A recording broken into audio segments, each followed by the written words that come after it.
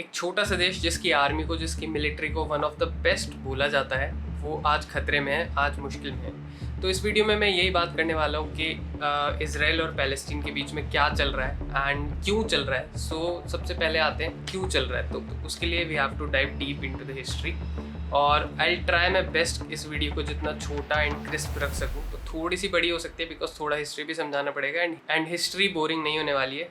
I try to make it if possible. तो as you can see आपके सामने यहाँ पे एक मैप है जिसमें क्लियरली शो हो रहा है इज़राइल कौन से एरिया में आता है, गाज़ा पट्टी क्या है, कहाँ पे है, पैलेस्टीन कहाँ पे है, और जेरूसलम कहाँ पे है, और वेस्ट बैंक कहाँ पे है। तो जेरूसलम जो है वो बहुत इंपॉर्टेंट एरिया है for 3 religions, Christianity, Jews and Muslims.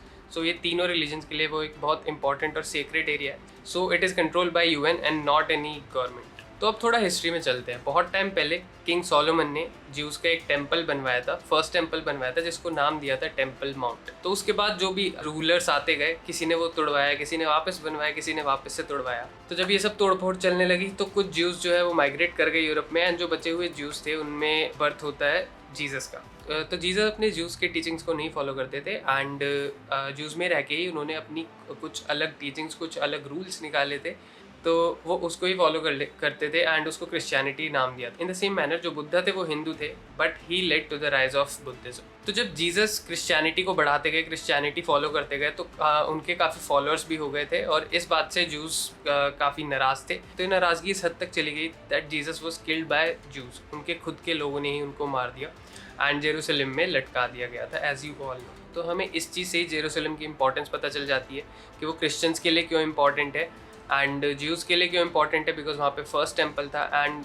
उस एरिया को हराम अल शरीफ बोला जाता है मुस्लिम्स के द्वारा। तो मुस्लिम्स के लिए भी इंपॉर्टेंट है, that's why that area is very much important. तो जो रोमन्स थे वो ज्यूज़ पे बहुत अत्याचार करते थे, बिकॉज ज्यूज़ से लोग नफरत करने लगे थे क्योंकि उन्होंने जीसस का मर्डर कर दिया था।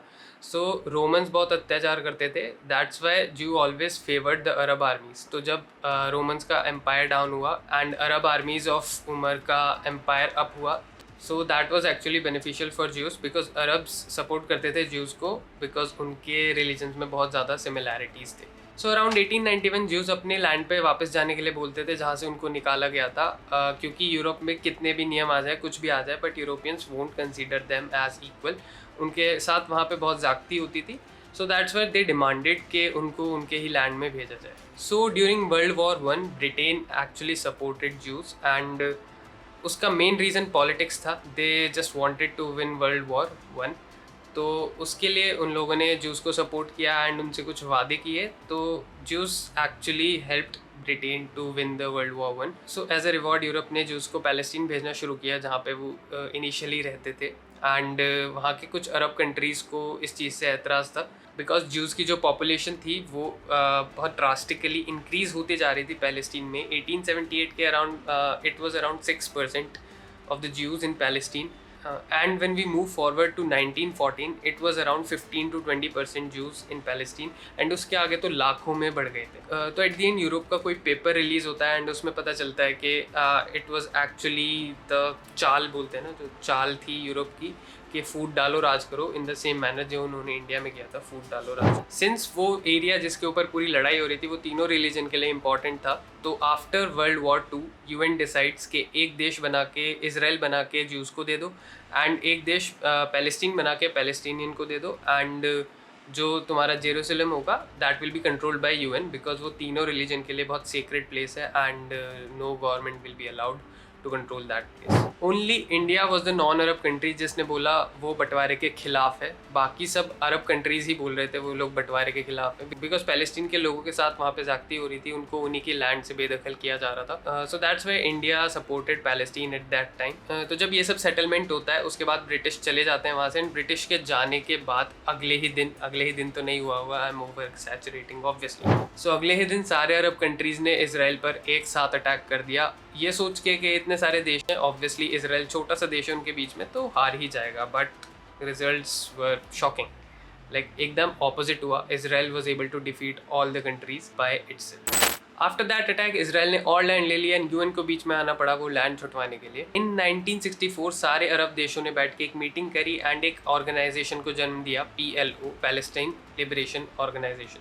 ये ऑर्गेनाइजेशन का बेसिकली काम ये था कि जो भी उनका पैलेस्टीन का एरिया था उसको वापस लेना, जो ज्यूज ने ले लिया था उसको वापस लेना। अगेन यूएन को बीच में आना पड़ा, वो इजिप्ट का लैंड तो वापस हो गया but now other lands were controlled by Israel. जब सबको ये रियलाइज हो गया कि इसराइल को वॉर में नहीं हरा सकते तो PLO ने चीप ट्रिक्स करना चालू किया।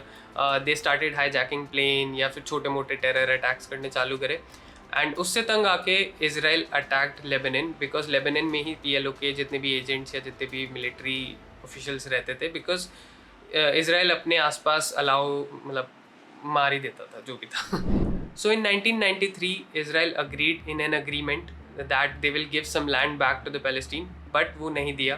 गाज़ा पट्टी के एरिया में they were continuously sending Israel men and that led to the rise of the Hamas. Hamas एक radicals का ग्रुप है, they are fighting for their freedom, ऐसा वो बोल रहे हैं, they are fighting for their freedom, but बहुत सारी कंट्रीज़ उनको as a terrorist recognize करती हैं and those countries include Canada, Europe, Israel, Japan, USA, UK and Australia. Now let's come back to the present scenario. अभी क्या चल रहा है? 7 अक्टूबर के दिन इसराइल में सबके घरों में सायरन बजे एंड आफ्टर सम टाइम आसमान में रॉकेट्स देखने को मिले।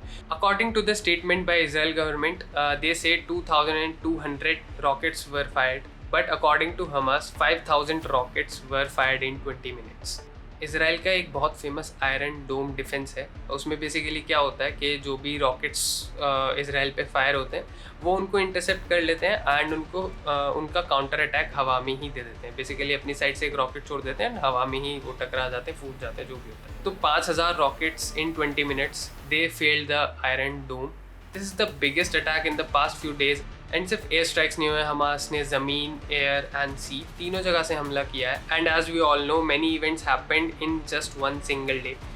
दे have captured the military tanks, they have broken the fence on Gaza border and also उन लोगों ने बहुत सारे लोगों को और सोल्जर्स को हॉस्टेज बनाया हुआ है। So Israel government has officially declared that it's the state of war. So in response to these attacks, IDF, जिसको इसराइल डिफेंस फोर्सेस भी बोला जाता है, IDF ने ड्रोन स्ट्राइक्स किए, रॉकेट स्ट्राइक्स किए एंड पावर सप्लाई कट कर दिया है। तो जो गाज़ा का जो मेन पावर सप्लाई है दैट गोज़ फ्रॉम इसराइल, तो वो पावर सप्लाई भी कट कर दिया गया है। यहाँ पे सबसे बड़ा सवाल उठता है मोसाद के ऊपर। मोसाद को आप लोगों ने बहुत मूवीज़ में सुना होगा, TV सीरीज़ में सुना होगा, that it's one of the most brilliant intelligence in the world and the shock is कि इतना बड़ा अटैक प्लान हो रहा था एंड मोसाद को भनक भी नहीं लगी। And in an article in times of Israel you can C officials से that Israel ignored repeated warnings of something big. तो इसराइल ने क्लियरली ये वार्निंग्स इग्नोर करे and you can see this led to one of the biggest attacks in the few decade. तो इस point पे Israel को बहुत सारे देश सपोर्ट कर रहे हैं, इंटरनेशनल सपोर्ट है, बट पैलेस्टीन को भी ईरान सपोर्ट कर रहा है एंड सेइंग ये जो अटैक है सेल्फ डिफेंस के रूप में अटैक किया गया है। ऑब्वियसली पैलेस्टीन का जो कॉज है, जो कॉज स्टार्ट हुआ था, that deserves support but not like this. This is proper terrorism, this is cruelty, this is nothing related to the agenda Palestine had.